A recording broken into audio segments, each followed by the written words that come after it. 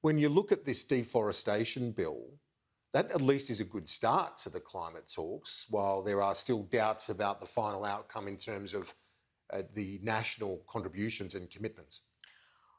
Well, first, it's a great deal that we've landed on forests and land use, and our partnership with Indonesia in delivering that has been hugely important. It is a major milestone. The deal covers 122 countries have signed up to it. That represents 86% of the forests of this world. And if we can arrest and reverse the deforestation, that will be a fantastic result for the green lungs that we need. Do you see why there's some doubt, though, as to the broader agreements here, given China hasn't shown up, effectively the president's not there. India's talking about net zero by 2070. Russia also doubts about their commitments. These are some of the biggest emitters in the world. Does that give you concern? Of course we're concerned. You know, Glasgow is not an end in itself. It's only the beginning of the vital journey over the next decade.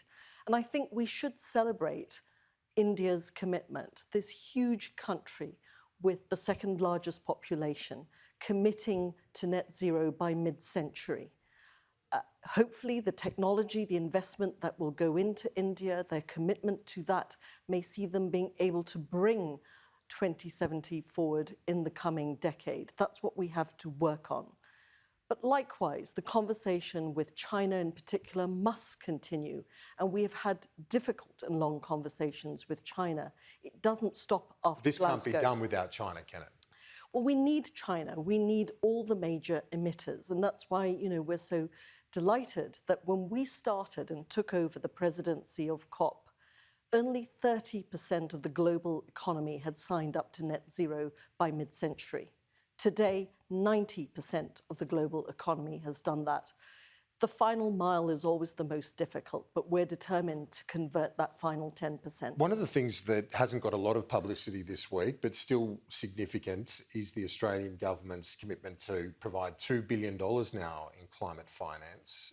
Do you welcome that? Because obviously that's a doubling, I think, from the doubling COP. of the commitment on climate finance has been hugely welcome, and I commend the Australian government for that.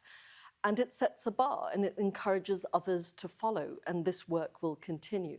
So as we aim for that 100 billion that we need, because that's the minimum sort of baseline in order to help the most vulnerable and the developing countries, those many of whom are at the forefront of climate change. In terms of the broader policy, though, this technology roadmap, there's no increase in the 2030 ambition. Is that acceptable to you in terms of the Australian approach? The COP President, Alok Sharma, has been very clear that we're looking to all countries to reach for 40 to 50%.